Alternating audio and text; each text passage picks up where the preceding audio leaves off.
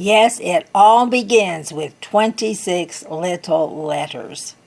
Hi, I'm author Sandra Pavlov Connor. Thank you so much for visiting my channel today. And welcome to the first episode in my new series, Speaking as a Writer. In this series, I will probably cover all kinds of territory.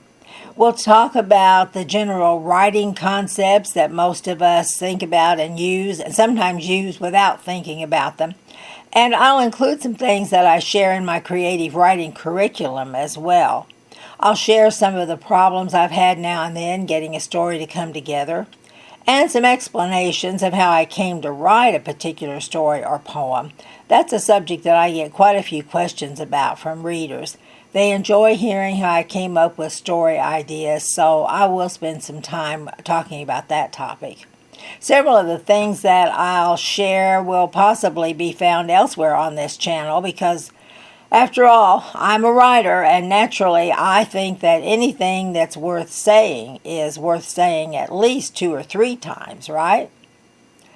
I will probably philosophize a little. I may preach a little. And no doubt I will cause a few people to get mad from time to time, considering the fact that I am not a politically correct journalist.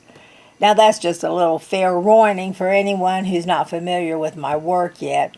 I am most definitely a politically incorrect speaker and writer, so you can kind of be prepared for that as we go forward together. I may even make fun of myself periodically, since some things that happen to us as writers can be funny, but usually you have to wait and look back on them before you're able to laugh about them. But hopefully, a lot of what I share will be something that other writers out there can relate to. I could break one of the cardinal rules of good writing and grab a couple worn-out cliches and say, I hope what I say will ring a bell or strike a chord with the writers out there, but I am thinking about more than just writers. I'm thinking about readers as well. I hope that the people who read my work will also find these episodes enjoyable and maybe feel like they're getting to know me better personally through what I'm sharing here. So let's get started. It all begins with just 26 little letters. There's a quote floating around out there among writers and readers that says, every book you've ever read is just a different combination of 26 letters. End of quote. Now, I don't know where that quote came from originally. I've searched the internet to try to find a reference for someone who actually said it. However, even though I can't find the reference, I do know it's true. And I found myself thinking about that truth a great deal lately. In fact, one particular morning, as I sat pondering on the idea, on the concept, I thought back over all the books that I have written. Now, I'm not even thinking about the books by others that I've read. Then we get into multiplied thousands. But considering just the books that I have written, I am just totally amazed at the vast differences in the subject matters, the characters created, the environments, and the stories themselves that have all been created by using only 26 letters.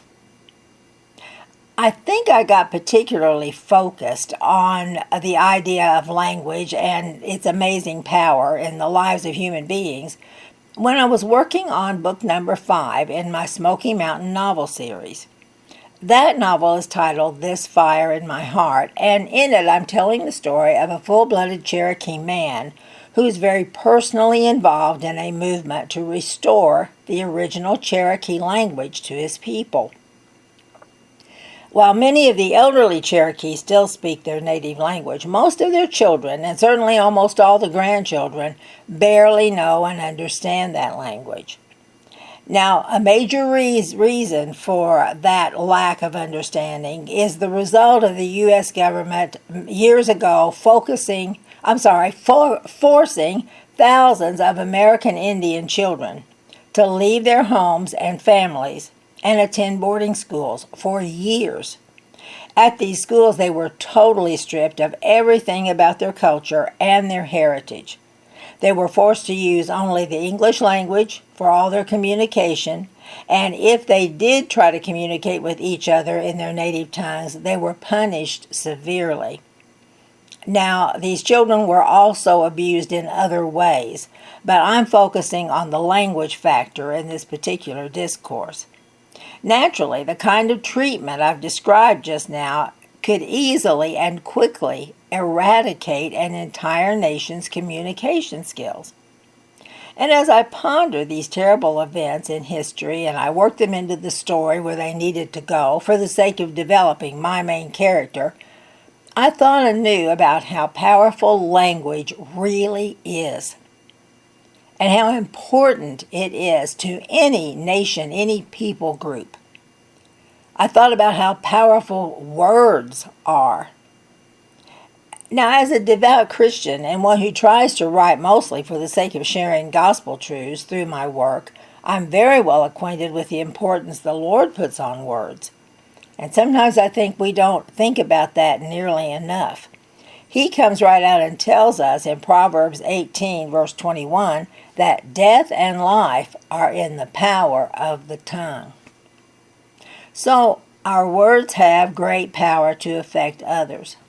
And as a writer, I try to always be aware of that fact. I know that words have driven men to hateful, heinous acts against each other. And I know that words have brought an end to wars and brought comfort and courage to thousands in times of need. We've all heard the old adage, the pen is mightier than the sword, and we've seen that truth borne out multiple times. I'm pretty sure every one of us knows people who have had their lives changed by words spoken or written to them that didn't sit just in their minds but lodged deeper in their souls and really affected them positively or negatively, and sometimes for a lifetime.